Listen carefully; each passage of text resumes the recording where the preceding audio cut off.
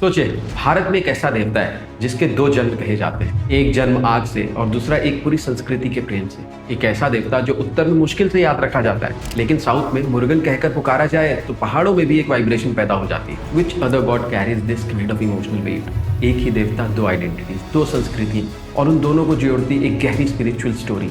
इसी डुअलिटी को समझना भारत के देवता सीरीज के इस भाग का सबसे बड़ा उद्देश्य है, क्योंकि देवता वही होते हैं पर उनका रूप, उनका स्वभाव, उनकी छवि लोगों की संस्कृति से शेप होती है। नमस्ते दोस्तों, मैं हूं सचिन और आप देख रहे हैं भक्ति शक्ति विद सचिन। आज हम शुरू कर रहे हैं कौमारम का इंट्रोडक्टरी चरण, एक ऐसा सेक्ट जो ना नॉर्थ का है ना साउथ का, बल्कि भारत की स्पाइन का एक एंशिएंट हिस्सा।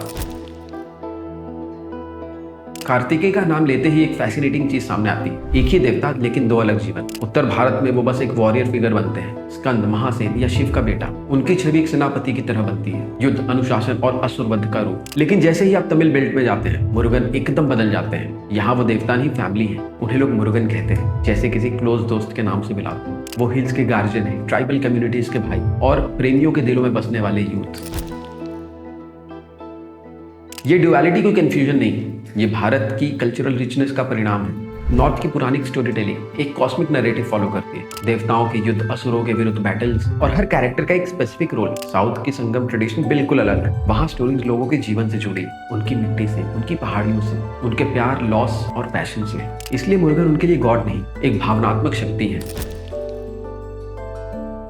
कार्तिकेय का बर्थ का डिस्क्रिप्शन सनातन ट्रेडिशन सबसे मिस्टिकल है। कहते हैं कि उनका जन्म किसी वूम से नहीं बल्कि तेज से हुआ, वो तेज जो शिवा की गहन तपस्या से निकला। ये तेज एक रोशनी की तरह नदियों में बहता रहा, कभी गंगा का स्पर्श, कभी हिमालय की ठंडक, और अंत में पहुंचकर कृतिका देवियों के पास। उन्हें 6 माओं ने पाला, इसीलिए उनका नाम पड़ा कार्तिकेय, और उनका रूप माना गया सन्मुक्ता, 6 मुखों वाला। लेकिन ये लिटरल डिपिक्शन नहीं है, ये 6 क्वालिटी का रूपक है। साहस, प्रेम, विवेक, न्याय, त्याग और शक्ति। ये 6 फेसेस एक वॉरियर देवता को नहीं, एक कंप्लीट ह्यूमन ब्लूप्रिंट को बताते हैं। कार्तिकेय एक फेस्टिव अवतार नहीं थे, वो एक आवश्यकता थे। तर्कसुर के रूप में दुनिया पे एक अंधेरा छाया था जो अनस्टॉपेबल हो चुका था। उसने वरदान लिया था कि उसे बस शिव पुत्र ही मार सकता है, और जब तक शिव तपस में थे, दुनिया एक प्रतीक्षा में थी। कहना आसान है कि कार्तिकेय एक वॉरियर देवता है, लेकिन उनकी असली शक्ति युद्ध नहीं, क्लैरिटी थी। उनका वेल कंफ्यूजन को काटता है, ईगो को नष्ट नहीं करता बल्कि उसे डायरेक्शन देता है। उनका पिकॉक ईगो का प्रतीक है, रंगीन, फ्लैम्बॉयंट, लेकिन मुरुगन उसे राइड करते, डोमिनेट नहीं। उनके ध्वज पर रोस्टर होता है, सूरज का पहला प्रकाश, फेयर का पहला अंक। रोस्टर का संदेश है, रात कितनी भी गहरी हो, सुबह जरूर आएगी। एक क्वेश्चन बहुत नेचुरल है, क्यों कार्तिकेय उत्तर में कम और दक्षिण में इतने लोकप्रिय हैं? नॉर्थ में रिपीटेड इन्वेजन्स ने बहुत सारे एंशिएंट कार्तिक टेम्पल्स मिटा दिए। वहां उनका इमेज पुरानी नैरेटिव तक सीमित ही रह गया। साउथ में सिचुएशन बिल्कुल अलग थी। चोलास, पांड्यास और चेरास जैसे महान डिनेस्टीज मुरुगन को अपने राज्य का प्रोटेक्टर मानती थी। उन्होंने हजारों वर्ष तक उन्हें लिटरेचर में, आर्ट में और फेस्टिवल्स में जीवित रखा। मुरुगन का सबसे गहरा संबंध पहाड़ियों से है। संगम पोएट्री उन्हें गार्जियंस ऑफ हिल्स कहती है। वहाँ के ट्राइबल्स उन्हें अपना भाई मानते हैं। जहाँ भी हिल्स हैं, वहाँ मुरुगन की एक प्रेजेंस महसूस होती है। मुरुगन के प्रेम की डुअलिटी भी इतनी ही सुंदर है। देवसेना स्वर्गीय ऑर्डर का प्रतीक, डिसिप्लिन, स्ट्रक्चर। वल्ली वन की बेटी, फ्रीडम, लॉन्गिंग, पैशन।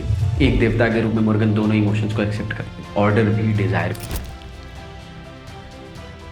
मुरुगन को हमेशा युवा रूप में दिखाया जाता है। ये एज नहीं, स्टेट ऑफ माइंड का सिंबल है। एक ऐसा देवता जो कहता है जो भी करो फ्रेशनेस के साथ करो, स्पिरिचुअलिटी भी स्टैग्नेंट नहीं होनी चाहिए।